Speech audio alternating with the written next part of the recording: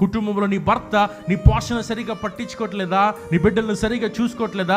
ఏ బాధ్యత లేకుండా బాధ్యతగా రహితంగా జీవిస్తా ఉన్నాడని నీ భర్తతో నువ్వు గొడవలు పడుతూ గొంతు చించుకొని గుడ్డలు చించుకొని అరుస్తున్నట్టుగా నీ జీవితంలో కలుగుతున్న క్రమాన్ని బట్టి ఎన్నిసార్లు నువ్వు బాధపడి ఉంటావు? నీ తల్లిదండ్రులు నీకు ఇవ్వాల్సిన ఆస్తి నీకు ఇవ్వలేదని, నీకు చెందాల్సిన ఆస్తిని నీకు దక్కకుండా చేస్తున్నారని న్యాయ పోరాటాలు చేస్తూ ఎంతగా నువ్వు విసిగెత్తిపోయావు. ఈ సంవత్సర కాలంలో ఆలోచన చేయి. నీకు దక్కాల్సింది నీకు దక్కకుండా, నీ ప్రావిజన్ నీకు రాకుండా ఎంతోమంది అడ్డుపడుతూ ఉంటే వారిని ఏమి చేయలేక అరుపులు, ఏడుపులు, పెడబొప్పులు తప్ప నీ జీవితంలో సాధించడానికి, అనుభవించడానికి ఏమీ లేని స్థితిలో ఒకవేళ నీ జీవితాన్ని కొనసాగిస్తా ఉన్నావేమో. ఈరోజు దేవుడు అంటున్నాడు, మనుషుల దగ్గరికి వెళ్ళి నీ గుడ్డలు చింపుకొని ఆడడం కాదు, నా దగ్గరికి వచ్చి నీ హృదయాన్ని చించుకోగలిగితే నా చెవులు నా హృదయము తెరిచిన వాడిని నీ ప్రార్థనకు జవాబును దయచేస్తానని నా జీవము కలిగిన దేవుడు ఈరోజు మనకు వాగ్దానం ఇస్తున్నాడు.